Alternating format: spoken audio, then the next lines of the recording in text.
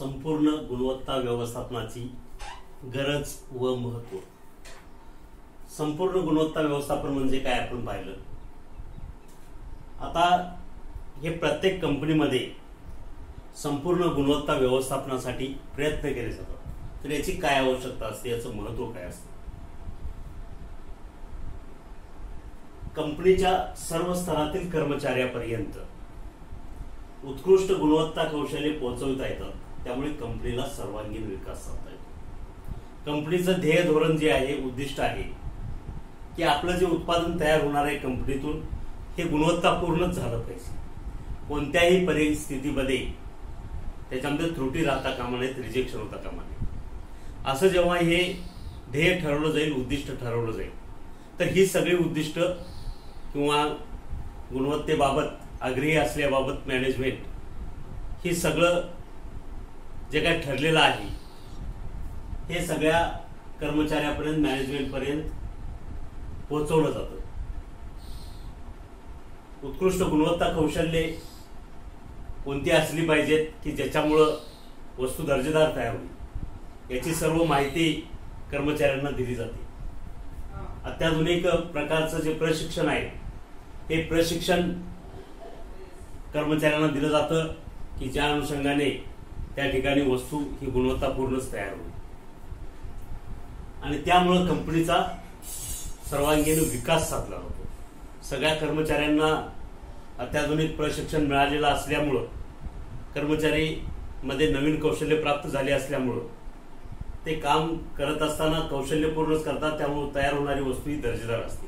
त्यांना देखील काम केल्याचं समाधान मिळतं, दर्जेदार वस्तू, गुणवत्तापूर्ण वस्तू बनवल्याचं समाधान मिळतं आणि या ठिकाणी सर्वांगीण विकास कंपनीला साधता येतो। दुसरा आहे नवनवीन कार्यपद्धती व कार्य प्रक्रियांचा, कल्पनांचा विचार होऊन त्यांची अंमलबजावणी होऊ शकते। प्रत्येक कर्मचाऱ्याची, मॅनेजमेंट स्टाफच्या ज्या वेगवेगळ्या कल्पना आहेत त्यांच्या कल्पना विचारात घेतल्या जातात, त्याच्यावरती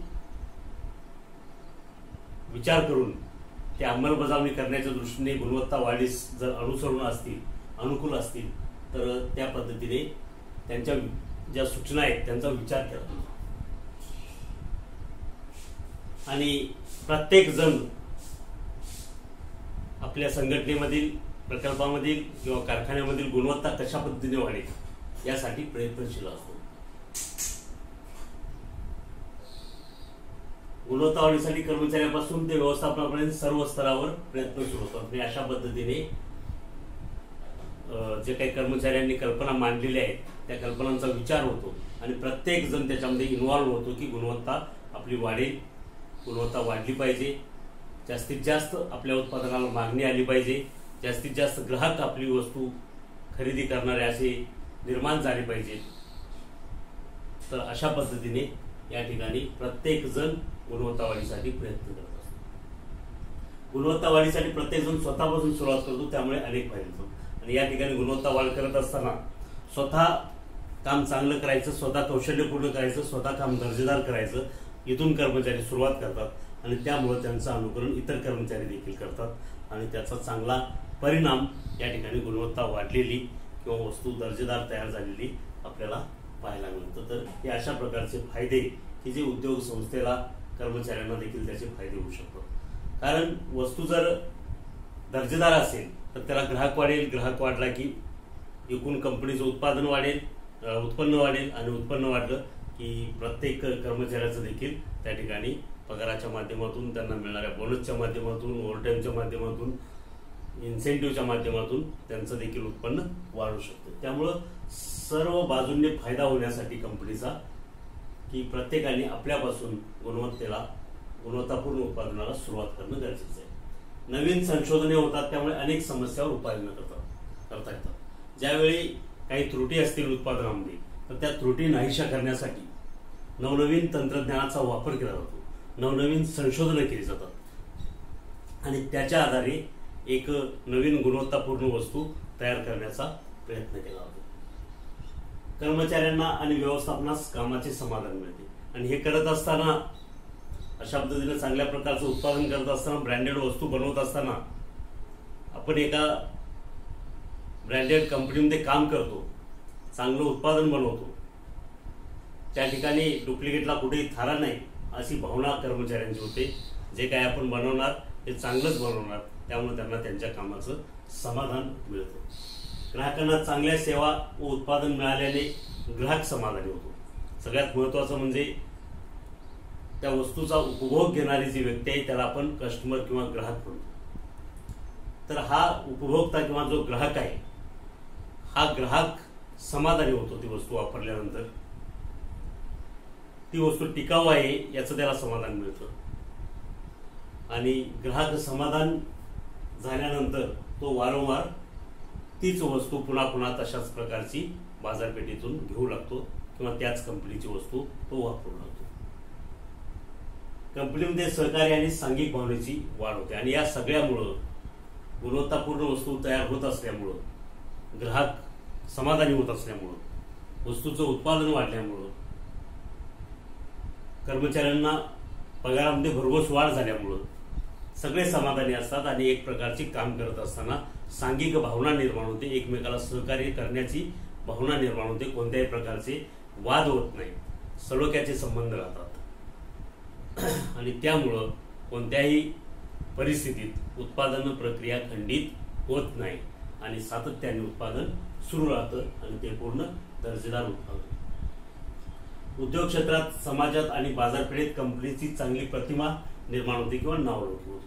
आणि या सगळ्याचा परिणाम, जर तुम्ही वस्तू दर्जेदार तुमची बाजारपेठेमध्ये जात असेल तर बाजारपेठेमध्ये एक कंपनीचा नावलौकिक होतो, उत्पादनाचा नावलौकिक होतो, आणि ही वस्तू चांगली आहे, ही वस्तू दर्जेदार आहे, ब्रँडेड आहे असा शिक्का पडतो तुमच्या वस्तूवरती, आणि मग ग्राहक जास्तीत जास्त ही वस्तू घेऊ लागतात, जास्तीत जास्त मागणी येते त्या वस्तूला. गुंतवणूकदार, उत्पादक, व्यवस्थापक, कर्मचारी, ग्राहक, विक्रेते यांचे सलोख्याचे संबंध राहतात. जो कंपनीमध्ये शेअरच्या स्वरूपात पैसा गुंतवतो, गुंतवणूकदार असतात, किंवा कंपन्या सुद्धा कर्ज देत असताना कोणती कंपनी याचा विचार करते. गुंतवणूक करत असताना प्रत्येक गुंतवणूकदाराला आपली जे काही डिपॉझिट आहे, आपले जे काही शेअर्स आहेत हे अबाधित राहावेत, त्याचे व्हॅल्युएशन वाढावे असं वाटत असतं, आणि असं तेव्हा होईल की ज्या वेळेस कंपनी चांगल्या प्रकारे त्या ठिकाणी नफ्यामध्ये चालेल, कंपनीचं उत्पादन चांगलं असेल, तर त्यासाठी देखील गुणवत्ता महत्वाची आहे. त्याचबरोबर उत्पादक जो आहे हा उत्पादकाला देखील आपण एक चांगल्या वस्तूचं उत्पादन करतो, गुणवत्तापूर्ण वस्तूचं उत्पादन करतो याचं त्याला अप्रूप असतं, किंवा त्याला आपली एक ब्रँडेड वस्तू तयार करण्याची कंपनी याचं समाधान मिळत असतं. व्यवस्थापक, कर्मचारी, विक्रेते आणि ग्राहक यांना देखील त्या ठिकाणी आपण काम करत असल्याचं समाधान मिळतं, आणि चांगलं काम केल्यामुळं त्या ठिकाणी त्या सगळ्यांमध्ये सलोख्याचे संबंध राहतात. देशाच्या आर्थिक विकासास हातभार लावणारे प्रभुत्व संपन्न उद्योग तयार होतात, आणि या सगळ्याचा परिणाम जर पाहिला की तर देशाचा जो आर्थिक विकास आहे हा आर्थिक विकास हा फक्त कंपन्यांवरती अवलंबून असतो, कारण कंपन्यांच्या माध्यमातून शासनाला विविध प्रकारचे कर स्वरूपात जे उत्पन्न आहे हे मिळत असतं. जर उत्पादनच कमी झालं नाही किंवा उत्पादन कमी पडलं तर त्या ठिकाणी काय होईल की आर्थिक विकास होणार नाही, कंपन्यांना त्या ठिकाणी कर मिळणार नाहीत, कराच्या स्वरूपात जे उत्पन्न मिळतं सरकारला ते मिळणार नाही, आणि त्यामुळं देशाचा आर्थिक विकास होण्यासाठी त्या ठिकाणी चांगल्या प्रकारे कंपन्या चालणं गरजेचं आहे. कंपन्यांमधून जास्तीत जास्त गुणवत्तापूर्ण वस्तू तयार होणं गरजेचं आहे. गुणवत्तापूर्ण वस्तू तयार झाल्या, जास्तीत जास्त उत्पादन विकलं गेलं तर त्या ठिकाणी जास्तीत जास्त कर हा शासनाला मिळत असतो. म्हणजे देशाचा आर्थिक विकास जो आहे हा कंपन्यांवरती अवलंबून असतो, कंपन्यांच्या उत्पादनावरती अवलंबून असतो. कंपन्या जितक्या सातत्याने चांगल्या प्रकारे चालतील, त्यांचं उत्पादन विकलं जाईल, तेवढा देशाचा आर्थिक जो विकास आहे हा विकास होतो. कारण शासनाला देखील ज्या विविध पायाभूत सुविधा करायच्या असतात त्या सुविधा या करामधूनच करायच्या असतात, त्या उत्पन्नामधून करायच्या असतात. म्हणून देशाचा आर्थिक विकास होण्यासाठी आणि दरडोई उत्पन्न वाढण्यासाठी देशाचा आर्थिक विकास झाला, मोठ्या प्रमाणात कंपन्या नावनव्याने सुरू झाल्या, जास्तीत जास्त लोकांना त्या ठिकाणी रोजगार मिळेल आणि दरडोई उत्पन्न वाढेल. म्हणजे दरडोई उत्पन्न वाढण्यासाठी देशाचा आर्थिक विकास होण्यासाठी अशा प्रकारे चांगल्या प्रकारे प्रभुत्व संपन्न उद्योग तयार होणे आणि ते चालणे आणि ते गुणवत्तापूर्ण किंवा दर्जेदार उत्पादन त्यांचे असणे याला महत्त्व असतं. तर अशा प्रकारे संपूर्ण गुणवत्ता व्यवस्थापनाची गरज काय आहे, मालकाच्या दृष्टीने, संचालकांच्या दृष्टीने, व्यवस्थापकाच्या दृष्टीने, कामगारांच्या दृष्टीने आणि शासनाच्या दृष्टीने आपण पाहिलेलं आहे. लक्षात ओके लिहून घ्या.